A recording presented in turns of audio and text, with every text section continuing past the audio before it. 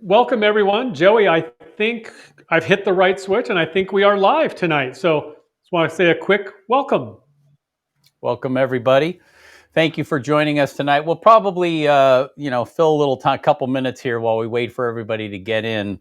I've got a list of everybody that registered for this, and I have it in front of me because, as promised, we're going to gift a workshop for one of our upcoming specialty workshops. So, if you're here, what I'm going to do is, I think between Joe's part of this, his presentation and mine, I'm going to randomly take my pen like this and just point at somebody. And if I say that name and you're here, if you would just drop your name in the chat and say, I'm here, we'll reach out to you and tell you how to become part of this. If I do that and no one responds, then I'll pick somebody else somewhere further down the line. But we want to make sure that we give this away. We're going to do this again. We have a couple more sessions planned for December. So we'll definitely do this. We'll do those again, those sessions, or do sessions again, and we'll do a giveaway again for sure, at least in one of them. So with that, let's see if I have anything else that I wanted to say before we get going. Just quickly, Joe and I are doing radically different things tonight. Joe has one of his narrative kind of images. You'll see it in a second, and I've got this mess in front of me here, which I'll definitely take you through. Both of us are going to talk through, as promised, light control, removing light, using light as the source itself, meaning as the subject itself. So we've got a lot planned. We'll definitely keep it to the hour. So I know that we've got people. I know we've got people as far away as Scotland, so it's very late there. So we're gonna we'll definitely respect the hour. So with that, Joe, I'm going to turn it over to you. And again, welcome everyone. Thank you for joining us, and please enjoy the next hour. Yeah, again, thank you, Joey, and thank you, everyone, for joining us. Quick reminder, the chat is open. I noticed some great comments coming in, so thank you. If you guys have any questions, please go ahead and ask. Just put them in the chat. While I'm talking, Joey will monitor it and vice versa. Every once in a while, there'll be a question that we will wait towards later on, or if it comes in while I'm talking and I know Joey's going to cover it, we may just push it back a little bit to when Joey's talking about it. And again, vice versa with that. And I was thinking about our schedule for these sessions. We may have just added one in a couple weeks also. I have to think about that. I think we might have added one more recently. We're better photographers than keepers of calendars, just so everyone knows with that. True. Okay, so it's great to see all the names coming in. A lot of names that are new, some great that we see, also some people names we recognize. As Joey mentioned, the two shots tonight are radically different, but they're both very much in our wheelhouses. What Joey's going to work on, he is such a master at doing. I'm like you guys. When Joey's giving his presentation, I'm like this. I'm glued to it, staring at it. Mine is going to be very different. When Joey mentioned he has a whole mess in front of him, I'm not going to say he's the only one tonight that kind of has a mess in front of them. I'm going to start off by my set is fully built, and I'm going to slowly turn lights on and work through the lighting, work through the setup with it. But again, if you have questions, let me know. One of the things that always comes up is people ask, well, what's the gear? So as just a really quick rundown on my setup, I have a Nikon mirrorless camera. I'm using the 24 to 70, I'll call it a kit lens. I hate to call it that because it's sharp as a tack, f4, and 3 LED lights. And that's my initial setup with that. Now, camera-wise, I have this view, which hopefully I don't show too often because you guys don't need to see me. You'd rather see what's in the camera, and that's the initial view in the camera. And then we also have this view here. Now, I will turn on this guy, and let me switch something else here just quickly. I'm going to put this guy in the stream. So hopefully you guys now see my set, me in the upper right corner. And so again, that's the in-camera view, and it's a little dark right now. And then the other view is, I think, will be the one that's the most predominant tonight. And I'll move my laptop a little bit out of the way. It's kind of in everyone's way. Maybe I can just push it back a tiny bit. There we go. That's better. So let's go ahead and just take a look at this set that I have built.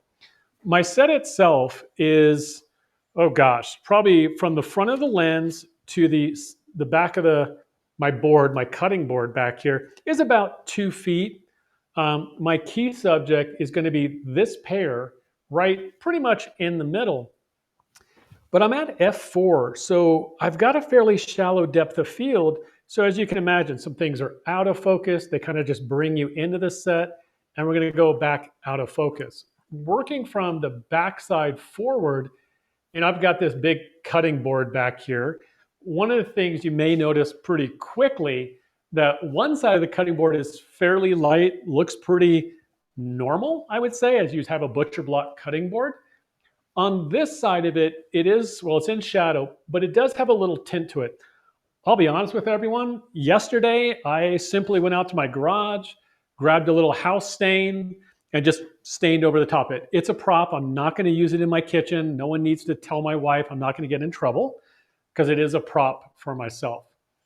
And then working forward, and I had a friend take a look at the set earlier, and he was laughing at me because I do have this big bowl. And most of the time, bowls don't have, 2 5-pound weights sitting in them. The weights are just sitting there so that my props have a place to sit without having to fill the bowl with other fruit in them, to be honest. So it just makes my set nice and easy with that. So the initial lighting on this is, I do have the lights that are lighting me turned on, but I also have an overhead light, and I'm going to turn it off. Things get a little darker. So the lights that I'm primarily using to light my shot are turned off right now. As you can see, there's a light coming back that's lighting me. And of course, it does give a little bit of light on the set. And that's what we're seeing here. On this shot, my plan is, I don't want to light everything. What I want to do with light is use it in a way that it hits certain areas to really guide the viewer to say, hey, look over here, or better yet, don't look over here. It's really about guiding the viewer. So often when people do lighting, they think of it about exposure, that the only time I'm going to light something is if I don't have enough power, or I don't have enough sunlight, or my ISO is already too high. In this regard, I'm not thinking about light that way. I'm considering light in the regard of, I want to control it. And Joey's going to be doing the same thing. So I'll just come back to the set. And let's see if you can see. Yeah, that's probably it. You'll see me probably walk over here on the side. I'm just reaching up, turning on an overhead light. And this light, you can't really see where it's aimed, but it's simply a LED, and it's bouncing off my ceiling. I have a 9-foot ceiling. It is just like the walls behind me, it is a light gray, but a neutral gray. There's no extra color in it, but the light is set to be a little bit warmer. I'm just taking a look at it. It's at 5,000 Kelvin, so a hint on the warmer side. Pretty neutral, and all it's doing is adding just a little bit, and that's my shadow moving through. It's just adding a little bit of light on the top. It's light that is just filling the scene. It's kind of like it's filling the shadows. It's what I like to look at is setting this stage. Now on this shot, I'm going to work a little different. I'm going to work from the back forward right now, meaning I'm going to light the background. I've already built where my props are, and so I think I'm just going to start with the background light. So I'm going to walk over to the back of the set, and I'm just going to flip on a light. And we can see this light come on. It is an LED. It does have, I probably don't have, oh, there you go, so you guys can see it. It has a projector front on it, which simply allows me to take the beam of light, and it's narrow. It's at a 36 degrees. But I also have on this guy some, I like to call them blades, whatever you want to call them. And if I start moving them in and out, we can see the lights changing on the background. I can move it around. It just gives me some nice control where the light is. So I can close them all the way or just give a little tiny bit. And if I move one in, you can really see how it gives me a lot of control. And of course, with anything, I can turn it up or down just a little. Now, what I will tell you, on the front of this projector, I do have a little bit of a warming gel. It's actually just I have to double check it, a quarter CTO, so color temperature orange. Actually, it's a half CTO now that I see it from the side. And all it's doing is adding a little extra warmth to the background. And we can definitely see that there's a little bit of a hot spot and it's kind of got this nice ring around it. Now, my goal with this light, and if I go back in camera, is what I wanted to do is light up the bottle back there, kind of have a nice glow on it, but I wanted to carry over across the pear. And I'm just moving those little blades in and out. And I'm going to re-angle this light. So I'm just going to pivot it. And all I'm doing is kind of giving it a little rotation on the stand. I'm not changing the power at all. And what's nice is with the continuous light source, I can just simply move it in or out. There it's going a little too far. Still want to go through the bottle. And of course, there's always the tilting up or down. Actually, that's kind of, there's no right or wrong answer. That's one of the beauties here. So I'm just going to tighten it up a little bit. I do have an iris on it, so I can also move it left or right to open it up. And I'll switch views so you can see that iris a little bit. Well, you're not going to be able to see it. I just realized it's just barely, well, I'll slide it in so you can see it. There's an iris control. So I can move that up or down or in and out. And it just gives me a tighter crop on the light. What I would say, whatever lights anyone purchases, the more control you can have, well, simply stated, the better. We always want control over our lights.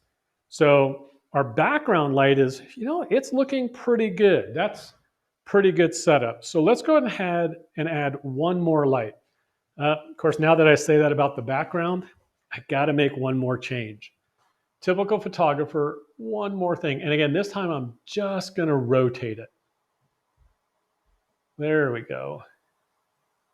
Kind of, right now my main subject is a little bit of a silhouette, but as you guys can imagine, we're going to fix that pretty quickly. So I have another light, and it's this one right here.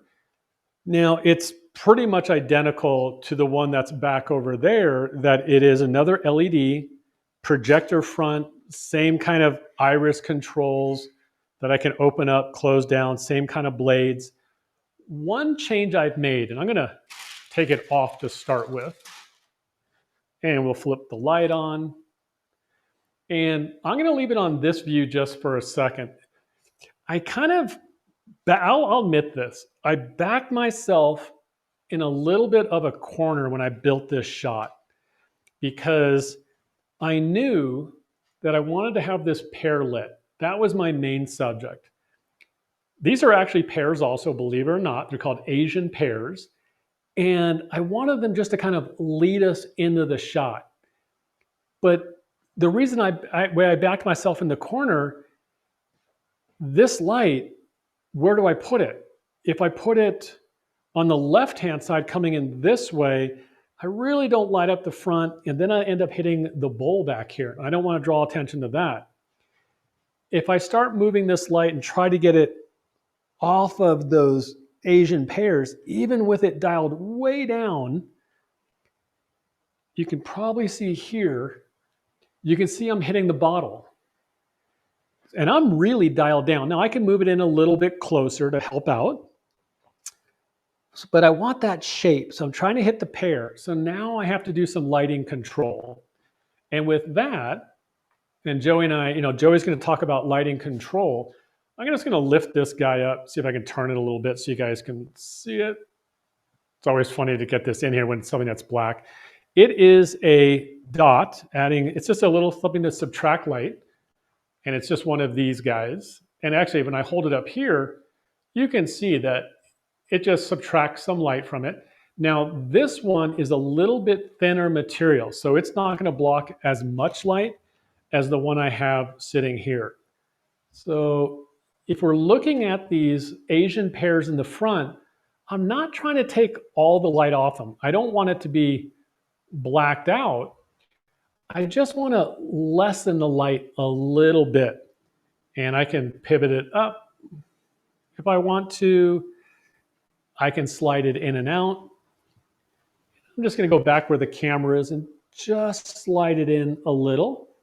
Hey, And I'm Joe. okay if it hits the edge of the pear. Yes, Joey.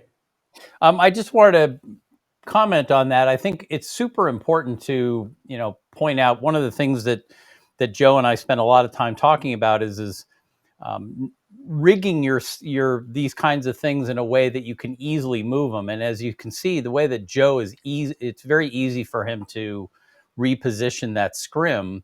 If you're careful about the way you rig this kind of thing, it's very easy to make those kinds of adjustments. And what I think probably all of you have found, we certainly have, is that when you make it easier on yourself, you tend to do it. When you make it hard on yourself, you say, "Oh, the hell with it, I'm not going to do it." And so it's always worth the time to rig it in a way, and we'll talk about this as we go through this tonight, but it's always worth it to rig it in such a way so that you have flexibility to make those kinds of fine adjustments like he just did. You know, that's an excellent point. And if we're taking a look at the rigging, I'll pause for a second on the actual, the lighting. When we're looking at the rigging, it's difficult to see, but there's a little clamp right here. And what this is, and I'm sure Joey's going to be showing them and using them, it's a mini Mathellini clamp. So it's this little tiny clamp. Of course, I have a dark background, so a little hard to see if I can put it up there with white. And, I can open it up. And in this case, obviously, it's open pretty far. There you go. And I just have it clamped to the board. And sitting back here is a pole that's on a weighted base. And it's just got another clamp on it. And so the beauty is, and I was doing this right before we started, this background, I can slide. It's not going to go anywhere. It's not going to fall over. I can put my hand in here and give it a pretty good wiggle. The whole set's moving. It's rigged. I can move it. I can change it. I can do a lot of things with it. If I want to give it an angle, which actually might be kind of cool to do that. Maybe it goes the other way even. But when I do that, I have complete control. I'm going to move it forward. I think I was right about here. I'm looking at the light, the way it's hitting it. It's just rigged in a way that everything can be moved. And when we come over to the set, you guys already noticed, I have what's called a breadboard down here. And I know Joey's going to have a few of those. So everything is easily moved. I'm like everyone else. I'm lazy as can be. So if I don't take the time up front to do it, to make it modular so I can change it, there's a good chance while I'm shooting, I might not go that little bit. Like on this one here, the light that's blocking or subtracting on the Asian pears, I just want to barely get them, but I don't want to go too far because in the scene right now, and I'll flip to the camera view, if I just go like right there at the edge of the pear gets a little darker, I'm okay with that. Can't really tell that it's some card, but if I did that, that's a problem. And if I'm right here, if we look at those Asian pears, I see the edge of my diffuser, my dot. So this whole movement from here to here, believe it or not, is about a ½ inch as I slide it in or out. And I could also rotate it a little bit. And of course, I could pivot it up or down. So it's a really small movement. Now, this light that I'm seeing here, there's a couple things going on. It's a pretty hard light source, and I'm okay with a hard light source. I know that I'm going to end up with a little bit of a hot spot on the pear because, well, it has wax on it. I could have cleaned it. I did a little bit, but I'm going to have a little bit of a hot spot. I want to soften the light just a little. So being a high-tech guy, I have a little piece of, well, what I would call fairly inexpensive diffusion material. And I am just going to drape it, and there is a tiny little clamp on it. And I'm actually just going to drape it over the front. Easier said than done right now. There we go. And the clamp's just holding it on there. And what it's done, it is, of course, it has subtracted the light, but it's diffused it. It's scattered the beam of light just a little bit. So instead of the beam just going like this, it is scattering it a tiny bit. And it did subtract some. So we're back looking in camera. And I'll do this in camera. I'll take it off for a second. So we can see it does take some of the power or intensity away. But when I drop it in, it's a pretty good change. Actually, if you look at the Asian pears on the right-hand side, we can see that really hard shadow line that we have right now between the two pears. But when this comes down, I lose that. And it's just a little small piece of diffusion that comes in. And I'm going to adjust the light left or right. And the beauty is, you can power it up or down. And again, I am just trying to light areas of the set. The one thing I'm not trying to do is trying to light everything in there. And, you know, this is for me, a small, just a still life. I'm not trying to, I don't know the right term, but it's about the pear, but I'm just trying to create a fun still life. So, I have a bottle, I have a pomegranate, I got little pieces of pomegranate, different pears. And I'll be honest with you guys, this is my baby cup. This was given to me, I guess, when I was a baby. It says Joseph Michael on it, which I rarely hear except if I'm in trouble. Someone will say Joseph Michael, being my middle name. But I wanted something in the shot that simply broke up the shot, just something a little different.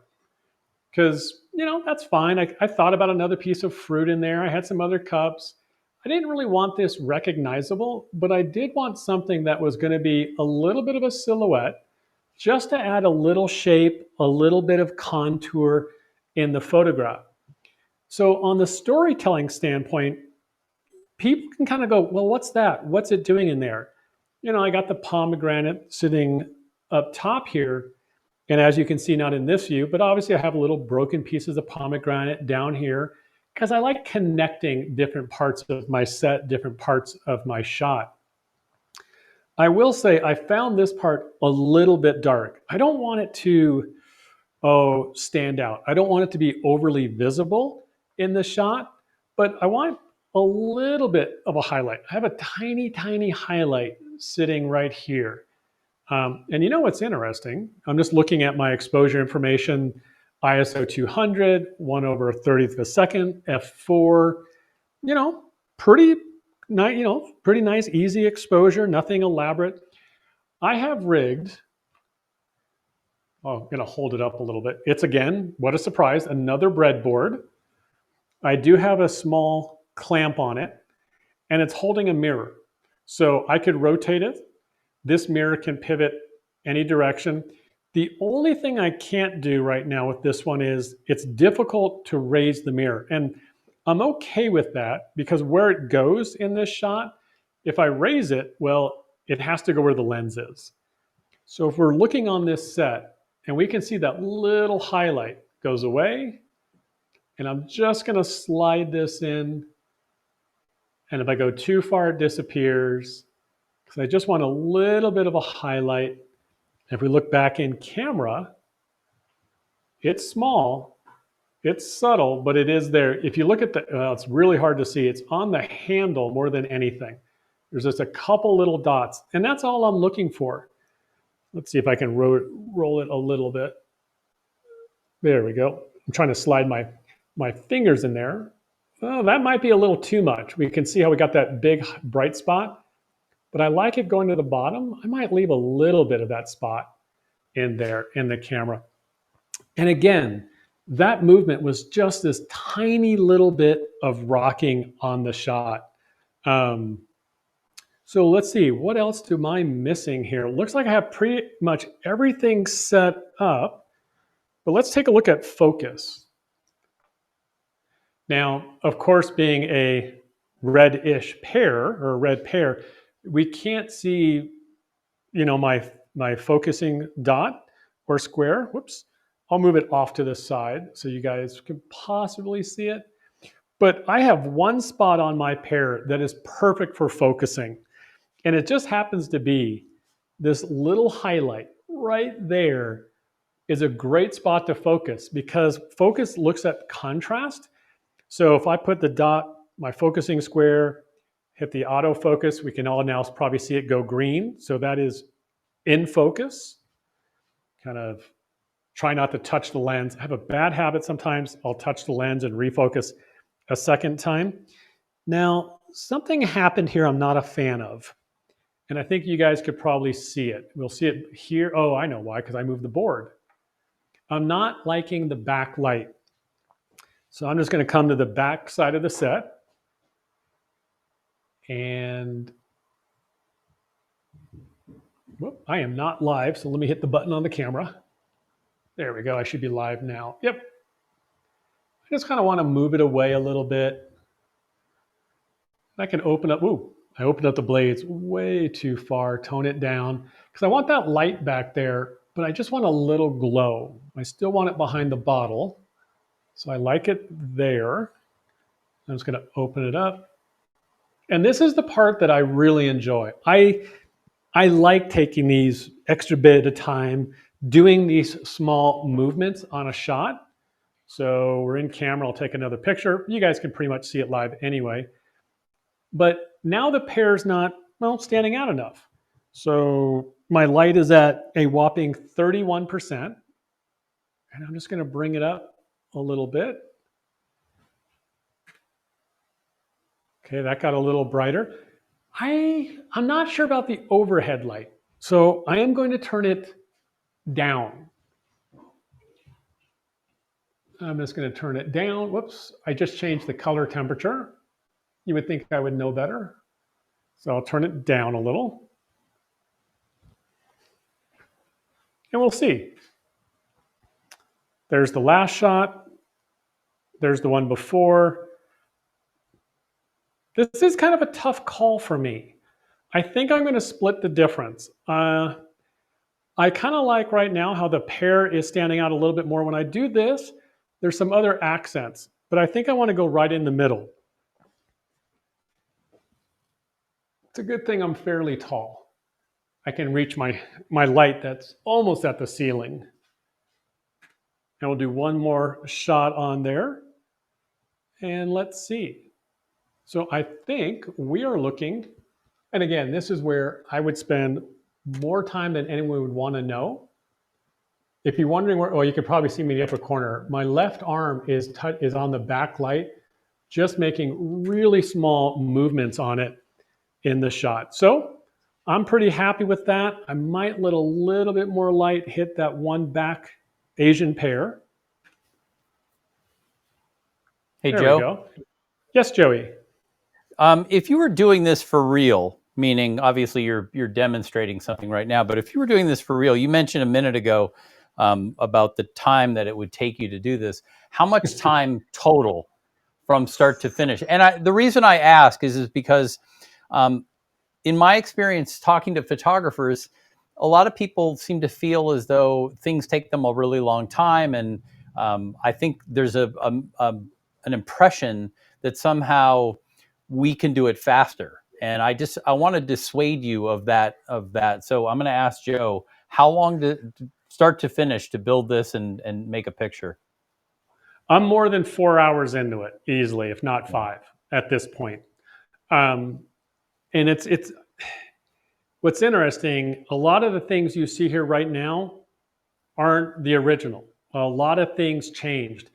And while I'm on screen, remember I mentioned that I went out in my garage and I stained this.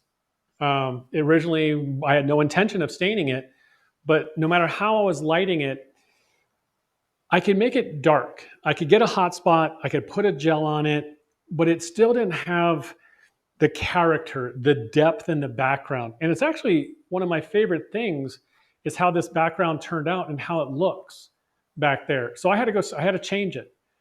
Yeah, it's really The cool. bowl with the fruit in it, with the pomegranate and the pear that we can see right here. I originally had a whole bunch of other fruit in here, but every time I moved one thing, everything else moved. And I'm like, I can't do that because I need to create something where if I wanted to move this around, I could. If I wanted to turn it this way, I could easily do that. And if I did that when it's full with fruit, it's kind of everything else changes. Now I've got two weights, so I could take one out and lower everything in here. So this had to change. So almost everything in here changed. The pomegranates, the little seeds that we see, and those little pieces back there. Well, if I walk over and grab something off the set, here's a little piece of Tupperware with a whole bunch of pomegranates. Well, I had to cut a lot of pomegranates and tear a lot of pomegranates open to get something I liked. It wasn't a single tear or a cut. I mean, I know how to cut a pomegranate from shooting food for decades, but they're organic. They don't play nice. I could say, hey, I want one that looks like this. They don't always agree with that. So every little detail in here, one of the things, and you guys can see this right now, I just realized, if you look at the bottle, the very back of the bottle, you'll notice there's a piece of tape back there. There's also one on the side. What it's happening is it makes it so when I move something, I know where this bottle goes back every single time. So when I was playing with this front pair, the one sitting right in the front of the set, the hero pair, and I moved it, it hits the bottle. The bottle moves, but I want the bottle where I wanted it. So I had to make sure I knew where it went. So every little thing had to be thought through. I know I'm pretty much done on my time, but one last thing I want to mention, and I get asked this quite a bit. When you look at my set, you'll notice that this is part of my set or my subject, my scene, this board.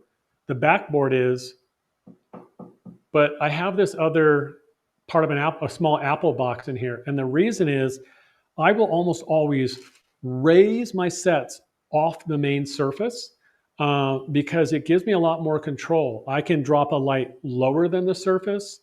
I could put a mirror below the level of the surface. If this wood was on the set itself back here, I couldn't do that unless I did something on the ground. Same with this black card, same with the lighting.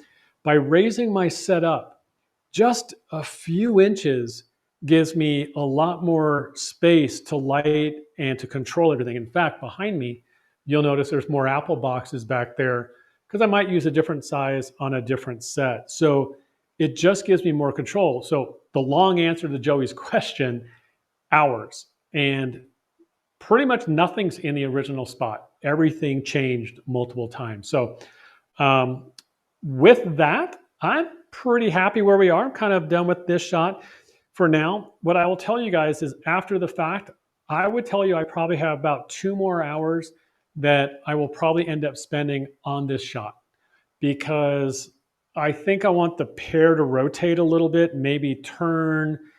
There's a variety of things that I'm just not there yet. I'm close, but I'm not there yet. 95%, 93%. That last 5 to 7%, that's going to take me a little while to get there. And no one wants to sit there and watch me do that. So, with that, I'm going to pass it over to Joey. Thank you, Joe. That was great. So, as promised, here's a list of everybody that signed up for this. So, I'm going to take my pen and I'm just going to, without looking, I'm just going to point to somebody. And is Jim Graham in here? If Jim Graham is, Jim, just drop your a comment in the chat so we know you're here. If we don't see a comment from Jim in the next few minutes, I will definitely stop and we'll pick somebody else. So with that, let me move into what I'm going to talk you through tonight. Let me get this going, and then I'm going to bring you into camera, which looks like this. So this is the shot I'd like to talk you through tonight. We'll go through how I built it, what the thinking was behind it. What it is it's a pool brush. It's the kind of brush you would use to clean the tile on your pool. I am notorious for going to stores like Bed Bath and Beyond and Home Depot and Target and things like that, and looking for things that might make for an interesting photograph. I like things. I like living things, but they die, flowers and things like that. And so I have more than once set something up and then come back to it, and it's in a different state than when I left it. The great thing about something like this is I can come back to it tomorrow; it'll look exactly the same. So part of what I wanted to talk through was how it's illuminated, but the other part I want to talk through is how it's rigged. Because as I mentioned in the while Joe is doing his thing, to me, a lot of what makes doing pictures like this on the tabletop possible, and it's not just true on the tabletop. In my portrait work, I think of it the same way. I want to make things flexible so that I can put light where I want it to be, and I don't want any hindrance, if that makes sense. I've made the mistake in the past where you rig something in such a way that you're like tied to it. Let me give you an example of what I'm talking about. If I go to, let's say, this view here, it would be possible for me to say, put this and this on the same base. And if I did that, what it would mean is that every adjustment I made to one would move the other one. And so even though the set, I'll show you from the top, even though the set looks kind of complicated, it really isn't. What it is like this base right here has an arm and then a grip head, and then there's this part right here, and then this is a reflector. You can see it's like a mirror. That's all connected to one thing. And so if I slide this, the only thing changing is this one thing. Whereas I've made the mistake, like I say, like, you know what? I can put a light head right here. And then what you find out is the minute you adjust one thing, the other thing gets adjusted. And so it's just easier, at least as far as I'm concerned, to rig things in a way that is very flexible. So let me bring up some lights. And let me start with the back. The back, which you can kind of see right here, is, maybe this view will give you a better view. It's a light panel.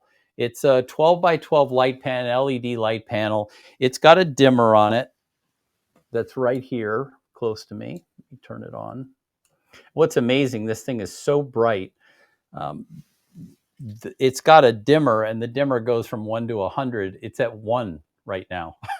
It's as dim as I can make it, and it's almost still too bright. Now I've added what's called opal tough frost to the front of it. It's very thin. You can see my finger. My finger's behind it there. So it's very thin. And the reason I did that is I just wanted a little bit of a glow behind it. And I'll show you why. If we go in camera, so that's just the background. You can see as I bang the camera that we're live.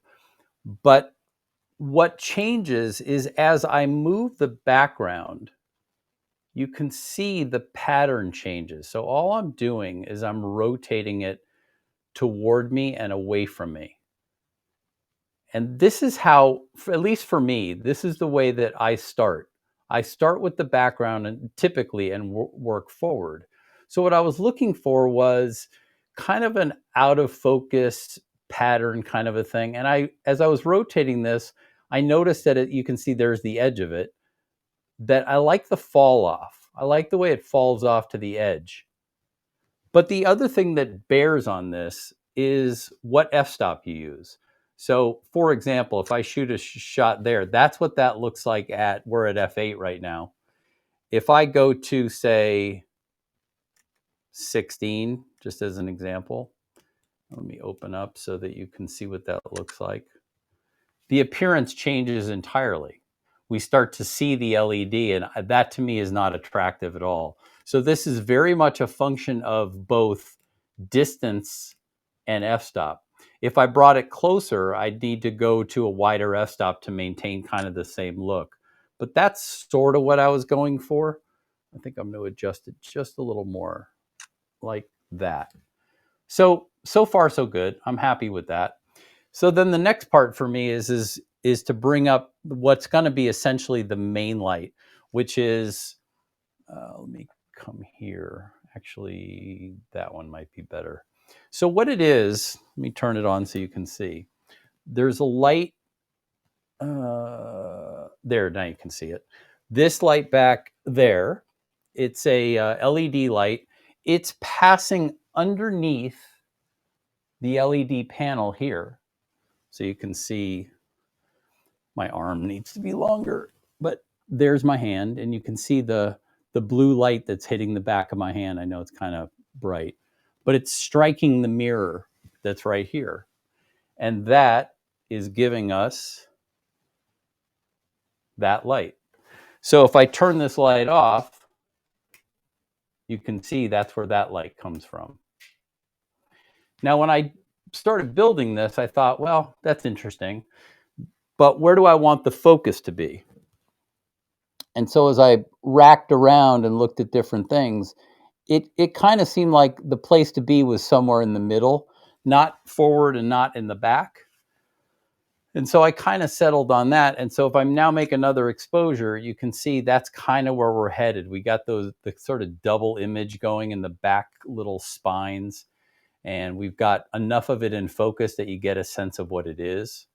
But I wanted one last element to be a part of this. And for me, it was going to be another color. And so coming back here, I think I added another light, which is back there. It's another LED light. And what it's doing is it's passing underneath here and into another reflector that's sitting right here. Let me see if I can find another angle where you can see it. There it is. Right there. Now it looks like that's blue. It's definitely not blue. The reason it looks blue is you're looking at it from the camera you're seeing it from is the exact angle reflecting off of there, but that is not hitting this. What's hitting this or gonna hit this is this light over here. And so let me bring that one up. And you can see it comes on. And so it's now striking this and doing that.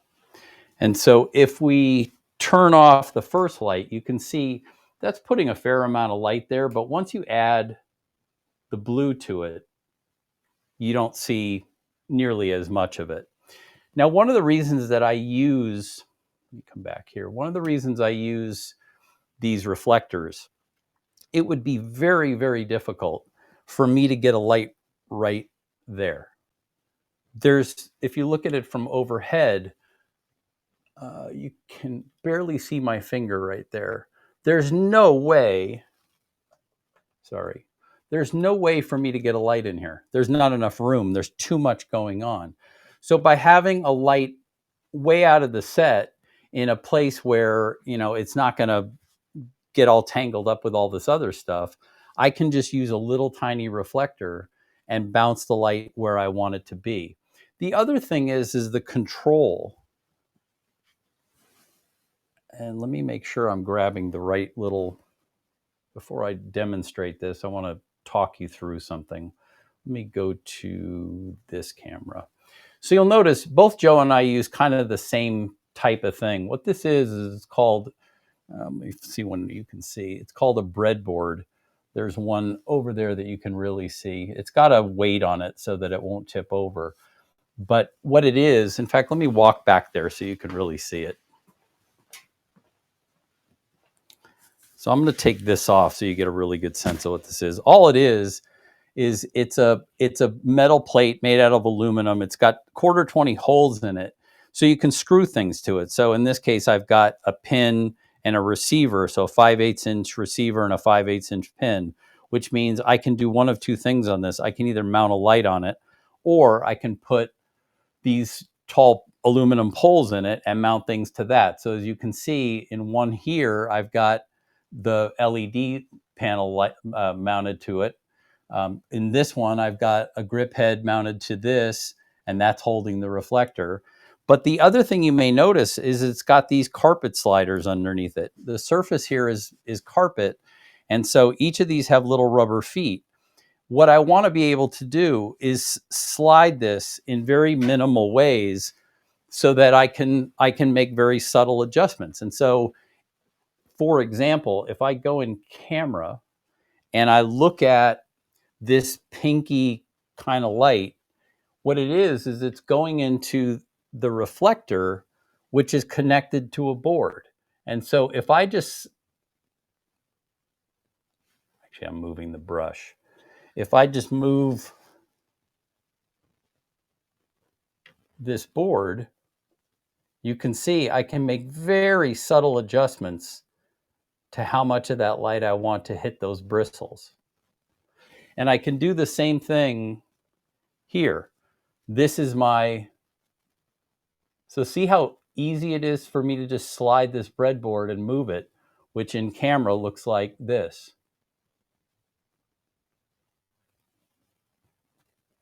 So it's really, really subtle control. And we So were talking Joey, earlier. Yeah. Chris asked the same question that you had asked of me regarding time, about how much time do you have invested in this shot? Well, it's a crazy answer. One is I've shot this brush before, so I cheated. So I knew a little bit about what the characteristics of this brush were going to be. So that's, let's discount the hour of failures or 2 hours of failures that would have normally been introduced when you're shooting a new subject. I started building this. It probably took me about 2.5 hours to build everything here. But it also, I spent a good couple hours thinking through what it is I wanted to do for you guys today. And so I kind of had it in my head, what it was going to look like, what I was going to need to do it. And, you know, the great photographer, Ansel Adams, used to talk about this all the time. He would say, you know, he would talk about what he called pre-visualization, which is seeing the picture finished in your own head before you even start. Now, he was obviously doing a lot of landscapes, but what he was doing was thinking about how he was going to process the film in the darkroom, and then how he was going to print it, and that would then determine how he was going to expose the picture. In my case, I'm thinking typically about the lighting. How am I going to light it? And then what problems am I going to have? And I try to work it out in my head. That way, when I start, I'm kind of halfway there already, because I've already figured out what all the problems are going to be. But and Cameron made the point earlier in the chat that, you know, a lot of it is the time that you spend and making discoveries. For example, I started off with this panel right here this way, meaning perpendicular to the camera. And I figured out that as I rotated it away from me so that it became more of a 45 or even a 60-degree angle, it looked more pleasant in that in camera, the little out of focus highlights in the background became more pleasing by having it at this angle rather than having it at a perpendicular to the camera. Those are the kinds of discoveries that, to me, you have to allow time for, because if you're rushing, you don't make those kinds of discoveries. And I'm not saying it's good or bad. I'm just saying, you know, you need time to figure out. Even if you think you know what you're going to do, there has to be other discoveries. And I'll give you another example. That there's this big black thing sticking out right here in your face. What that is I discovered back in camera that that's it right there. I'm going to pull it out completely. If I don't put that black in there, you're kind of seeing through to the background, to the LED lights in the background. But when I slide it in, watch this. Let me see if I can stick my finger in right in here. What I wanted to do is eliminate, I'm sliding it in now. I wanted to eliminate that. See that right there? if I just pull it back just a little bit, I still wanted the tips. That's okay. I don't want to come to there. That looks a little funky to me. It looks a little hard, like that's the whole thing. I wanted it about right there. Now, before I told you that it was there, you probably never even noticed it. You probably thought it was blocking some other light or whatever. And it is, but it's that light that it's blocking. And it just gives me a little more definition in the middle. So I'm actually removing some light that way. Hopefully that makes sense.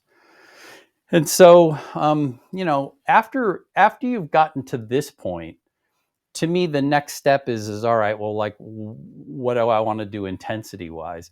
I can bring intensity up and down. I can obviously, I already mentioned that the light panel in the background is at minimum, so I have to build everything up from there. But the next part is what f-stop do you want to shoot at? And if I look through the camera, and like, let's say we try focusing on the back just to see what it looks like. So there's that kind of a picture. And if we come to the front, that's what that looks like. And again, my feeling is that's cool because I hold focus in the middle, but also the spiny things in the lower left-hand corner are still sharp. Those are at the same plane as what I'm focusing on in the middle. So they're both sharp. But then the next part of the equation, at least as far as I'm concerned, is like, well, what happens? I'm at F8 right now. What happens if I go to, say, F4? I make a picture there. And then we try, say, F16.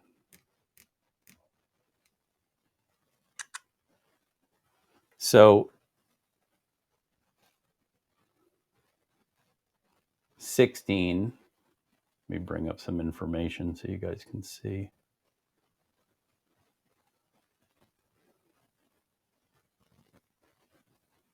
They're all a little bit different. That I don't like at all. That looks disco to me. But that to me is what I was going for, something like that. And you don't know until you do the experimentation, meaning like playing it out, where you say, what happens if you do this? What happens if you do that? I mean, I'll give you an example. We'll go back in camera, and I'll go back to F8 so you can see it as it happens. So I'm just going to rotate carefully the panel in the back. See how it starts to take on like definition from the LEDs? And as I rotate it away, it kind of starts to turn into those nice circular patterns. Pull it a little closer. And physically, let me get it aligned. Okay, so now it's aligned. And now I'm just going to physically push it away. This is what I was talking about, the flexibility. So all I'm going to do is I'm just grabbing this plate. You see the sliders right there? I'm just going to take the whole thing and push it. So it's just going to slide away from me. Nothing else on the set is moving. It's just that part. So if I go back in camera, that gives me the ability to see how this changes without doing anything else. And that's what we mean by, flexibility, and because this is the creative process, is seeing what works and seeing what doesn't, and making it easy on yourself to figure that kind of stuff out. So with that, I think I covered everything I wanted to cover. We removed some light, we reflected some light, we colored some light, we mounted a bunch of stuff. One thing I would mention is when you're mounting things, and I hate to sound like, I'm really focused on this, but I do think we're all creative, but at the same time, we're all human, which means, there's only so much time you're willing to devote to this. And so if you can just start off by making it easy on yourself. So again, not to dwell on this, But one of the really great thing or great ideas to think about is always have multiple ways to position something. So, for example, if you look at this setup right here, I can move this, I can move this, I can move this way, I can move it, assuming I can reach through here and do this. Too hard to do. Move it that way. I can move it this way. The idea is you don't want to handcuff yourself where you go, I can't adjust it. The idea is to be able to adjust it any way that you want to adjust it. So with that, I know we're getting near the end. I want to check, Joe, did you see if the name I called, and I have already forgotten who it was, if they checked in No, with they us? didn't chime in, but I do want to respond to a question that came up or a comment about the power of the lights. And I see, Chris, you chimed back in. Surprisingly, Joey and I are not using a lot of power with our lights right now. As I mentioned in the chat, I'm using one of the lowest power option lights available by Manlight. And if I hold it up, I'll just kind of put it, you can see it. It's a tiny, tiny little LED. It weighs almost nothing. And I'm actually only using between 20 and 25% of the light. And I'm still at 200 ISO. So even if I had even a lower power light, I could increase my ISO. Kind of a funny, quick story is, Joe, yes. before you do, let me just say another name and Yep. give them a chance to see if they can respond. So my pen, boom, Cheryl Strickland. Is Cheryl Strickland in tonight? If she is, chime in, Cheryl, if you're here, and we'll contact you. Go ahead, Joe. I was just going to add in, when I was playing with this setup, I was thinking maybe I would do it with light painting actually instead of using the LEDs. And I grabbed a flashlight, and this little flashlight, when I went to do the light painting, was a little too bright. I had to change down the power to the lowest setting. You can barely see the lights on right now. And for what we're doing, we don't need a lot of power. And I think people get caught up. We all do. We all want to have the newest, the best, the brightest, all of that. You really don't need it. Low power lights, cameras today, raise the ISO a little bit, and you're all set. So never think about, and it's a good reminder for me too, that you can't do a shot because of the gear.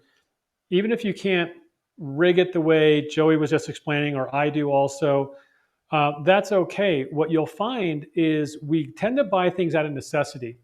You might rig it one way one day and say, oh, God, I wish I could just make this slight adjustment. Well, that's pretty much when you go, I'm going to run into this again. Maybe I'll invest in it. But if you never run into it, it might not be an investment you need to make. So we tend to buy things for necessity. And I think it's a good way to get into gear is figuring out what you need, but never think you don't have the right gear. Yeah, yeah. I And I mean, see the Cheryl truth is is, in here. yeah, that makes me happy. I didn't want to take be reading off like a million names. So I'm thank you everyone. Like I say, and Joe's right. I'd forgotten we have I think we have another session scheduled sometime this month, right, Joe? Yeah, we just added it. We just talked about it a couple of days ago. Yeah, So we do have one coming up. I don't remember the exact date. I'm going to guess is in 2 weeks, but please, no one hold me to that. yeah. I don't have We'll my put it on the calendar site in open. the next day or two. Yeah, we'll get it up on the site. And Joey and I don't want to sound like a DJ, but we do take requests. So if there's ever something you'd like us to cover that we missed, shoot us an email and we'll try to work it in if possible and cover different types of things that you guys are looking for. And with that, we just have a couple more minutes. So Joey, any last things? I wanted to say thank you. It's always a lot Yeah, of fun to do this with everyone. yeah. I do Thanks. have one more last thought. I'm sorry. Joey mentioned pre-visualization. That is such an important thing that when we're talking about the time it takes us, we're not usually talking about the pre-visualization and the things we work out in our head. Just because I changed 90% of my set from what I pre-visualized, I needed that starting point to get me in there. And that is incredibly important to do. And I also take a lot of notes. I'll write down notes all the time about what about this, what about this. So, okay, now I'm done. Yeah, all I wanted to do is say thank you to everyone. I know that everyone has a life, and particularly thank you to the people who are in a time zone that's unfriendly. Thank you for making the time for us. And like Joe says, if you do have some, because every photographer comes from a different background and from a different source of need. And so if you have something in mind you'd like us to discuss, we're always looking for topics to address. So with that, thank you again, and we will hopefully see you guys again real soon. Good night, everyone. Thanks.